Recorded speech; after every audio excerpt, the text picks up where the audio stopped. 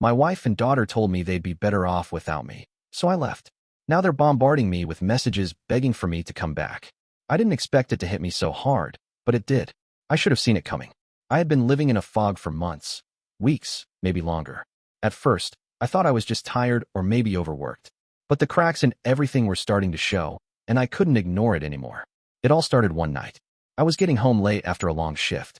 I had barely stepped through the door when I heard voices from the living room.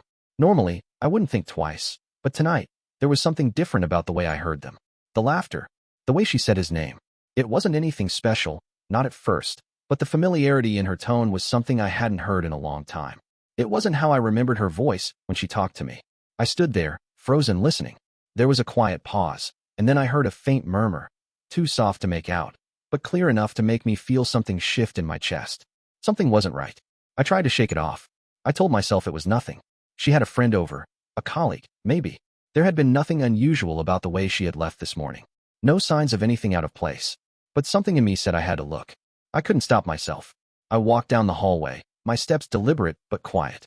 As I neared the corner, I peered into the living room. My wife was sitting on the couch, facing away from me, her legs curled up beneath her. Next to her, on the armrest, was a man. He was leaning in a little too close, too familiar.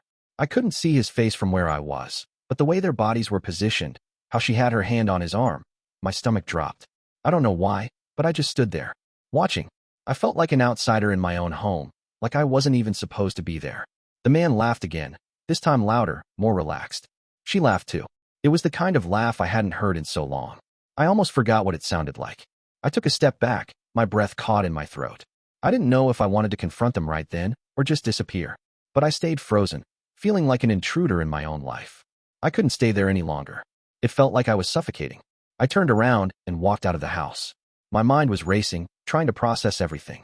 I don't even remember how long I walked around outside, but I couldn't bring myself to go back in. I didn't even want to face her. The woman I had loved, the mother of my child, was sitting in our living room, so close to another man, someone who clearly wasn't me. I felt numb. When I finally came back, it was late. The house was quiet. Too quiet. I went inside and found her in the kitchen, washing the dishes. She didn't even look at me when I entered. The silence between us was thick, like something I could reach out and touch. "Hey," I said, breaking the quiet. She turned her head, but didn't say anything at first. It was like she had to process the sound of my voice before responding. "Hey," she replied, but her tone was flat, distant. I tried to gather my thoughts. I should have said something, anything, but instead, I just stood there, feeling like a stranger. "Who was that man?" I finally asked. My voice sounded strange in my own ears. Her eyes flicked up to mine briefly, then back down at the dish in her hand. She didn't say anything at first. "He's just a friend," she said, almost too quickly. "From work." The way she said it, the way she avoided my gaze, it was all wrong. My heart sank lower in my chest. I knew she wasn't being completely honest. I tried to keep my voice steady. "Just a friend, huh?" She set the dish down, finally meeting my gaze. For a split second, I saw something in her eyes, something I hadn't seen in a long time. It wasn't guilt, it wasn't shame. It was just indifference. "We're not happy, okay?" she said, her voice soft but final. "I'm not happy, and I don't think you are, either." The words hit me like a slap in the face. I didn't know what to say, didn't know how to react. I wasn't prepared for this. "We've been living separate lives for months now," she continued, her voice rising just a little, like she was finally letting go of something she had been holding back. Maybe longer. I don't know. I don't want this anymore. I stared at her, trying to make sense of what she was saying. The anger in me was bubbling up, but it felt distant, like I was watching myself from far away. I wanted to yell. I wanted to demand answers. But then I remembered what I had seen. "Who is he?" I asked again, trying to steady my breath. "He's no one," she said quickly, but there was no conviction in her voice. "Just a friend." The lie hung in the air between us, thick and suffocating. The rest of the conversation didn't even matter. I don't remember the details of it. I just remember feeling like I was losing her, slipping through my fingers like sand. And then, as if on cue, our daughter came into the room. She didn't say anything at first, just stood there, looking between us with wide, confused eyes. She didn't need to say anything. Her presence was enough. "Mom, are you okay?" she asked, her voice small. That was it. That was when it all came crashing down. My daughter, the one I had always been there for, the one I had promised to protect. Her face twisted with something I couldn't recognize. And in that moment, I saw it, the truth. She wasn't okay. Neither of them were. I don't think we can do this anymore, my wife said quietly. She didn't even look at me when she said it. Her eyes fixed on the sink, her hands gripping the dish in front of her like it was the only thing keeping her from falling apart. We'd be better off without you. The words hit me harder than anything else. They sliced through the air with a finality I couldn't ignore. And in that moment, I realized something I hadn't been willing to admit until now. It was over. I couldn't stay in that house anymore. Not after what she said. Not after seeing the truth in her eyes. Without another word, I turned and walked out of the door. It felt like I was walking away from everything. My wife, my daughter, the life I thought I had built. But it was too late to turn back. I needed to get away.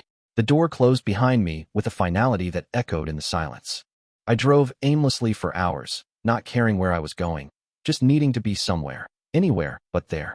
The night had fallen completely by the time I pulled into a parking lot, far from home, far from them. I parked the car, turned off the engine, and sat there in the stillness, hands gripping the steering wheel as if I could hold myself together that way. The words from the kitchen kept running through my head. We'd be better off without you. They were still so fresh, still raw. And yet, as painful as they were, a part of me knew she was right. For months, I'd felt distant from everything. My wife, my daughter, my own life. The silence at home had been deafening, even when we were all in the same room. How had we gotten here? I took a deep breath, trying to clear my head. My phone buzzed in the passenger seat. It startled me. I hadn't even realized I left it on. It was a message from my wife. Just one line. Where are you? I stared at the screen for a moment, but I didn't respond. I couldn't. What was there to say? I wasn't going to tell her where I was. Not now. Not after everything. Another buzz. This time a call. I hesitated, then picked up. Hello. My voice was rough, unfamiliar, as if I hadn't used it in years. Where are you? It was her again. Her voice wasn't angry or demanding. It was flat, tired, like she'd already given up on getting anything out of me. I'm not coming back, I said. The words were out before I could stop them. There was a long pause on the other end, and I almost thought she'd hung up. But then she spoke, quiet and unsure. Are you serious? I don't know what else to do, I said, my voice barely above a whisper. I can't stay there, not after what you said. I could hear her sigh on the other end. You don't understand, she started, but I didn't let her finish. Then explain it to me, because I don't get it. I've been there, every damn day, trying to make things work. I thought we were fine. And now, just like that, you're telling me you'd be better off without me? She was quiet for a long time. I could hear the weight of everything she was carrying in the silence. Finally, she spoke again, her voice almost cracking. I never wanted it to come to this. But I don't know how else to say it. I've been unhappy for a long time. And I think you've been too. I didn't know how to respond to that. I just stayed silent. My mind was a mess, spinning in every direction, trying to make sense of what I was hearing. I don't want to keep pretending, either, she continued. Maybe you're right. Maybe we do need space. Or maybe we just need to be apart for a while. I gripped the phone tighter.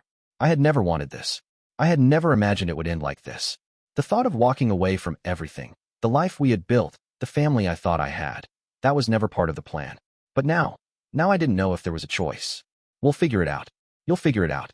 Just let me know where you are when you can. She sounded defeated, like she had already given up hope. Before I could say anything else, she hung up. I sat there, staring at the screen of my phone, and the reality of what had just happened started to hit me. The weight of everything came crashing down in that moment, and it felt like I couldn't breathe. I didn't go back that night. I couldn't bring myself to walk through that door again, to face her, to face the daughter I felt like I was losing. The woman I loved had just told me, we'd be better off without you, The next morning came, and with it, the sense of time slipping away faster than I could keep up with. I hadn't slept. I hadn't eaten. I didn't know where to go from here. The phone buzzed again, dragging me out of my thoughts. A new message from my daughter this time. Where did you go? I'm scared, I stared at the text, frozen. I wasn't sure what to say. I'm sorry seemed too small, too simple. It wouldn't fix anything. But as much as I hated it, I knew I couldn't ignore her. I had to say something. I'll be back. I promise, But even as I typed it, I knew I wasn't sure when I'd come back, or even if I could. It wasn't just about the marriage anymore. It was about me, too. The man I was now, the man I'd become. I couldn't keep pretending everything was okay when I felt like I was crumbling inside. The messages from both of them kept coming in. My wife asking where I was, if I was okay, what was happening. My daughter pleading with me to come home. But I stayed silent. I couldn't be what they needed. Not right now. Hours passed. The calls kept coming, the messages piled up. And then, just as I thought I couldn't take it anymore, I got another message from her. Asterisk, I don't want this. Please come home. Asterisk. Something in me snapped. The words were simple, but they were everything. I sat there, looking at the screen, my mind racing. I wanted to go back. I wanted to fix it, to make everything right again. But the truth was, I didn't know if I could. The last few days had shattered something deep inside me, something I didn't think I'd ever get back. I didn't know if we could be the family we once were. Maybe we were too broken now, but I had to try. For her. For our daughter. I grabbed my keys and headed back to the car, my heart heavy with everything that still lay ahead. I wasn't sure what I would find when I walked through that door again, but I couldn't keep running. When I got home, it was quiet. Too quiet. The house felt different, colder somehow, like the air itself was holding its breath. I stood at the front door for a moment, my hand on the doorknob, unsure of what I'd find when I stepped inside. But I knew I couldn't stand outside forever. I had to face whatever was coming. I pushed the door open, the familiar creak of the hinges almost comforting in its normality. Inside, the lights were off. There was no sound, no movement. My first thought was that maybe they had left. Maybe they were done, had already packed up and gone. But then I heard it, the soft sound of muffled crying, coming from down the hallway. I followed the sound, my heart pounding harder with each step. It led me to the living room, where my wife was sitting on the couch. She didn't look up when I entered. Her face was buried in her hands, her body trembling with each breath. I stopped in the doorway, unsure of what to do. Part of me wanted to reach out, to comfort her, but another part of me was afraid.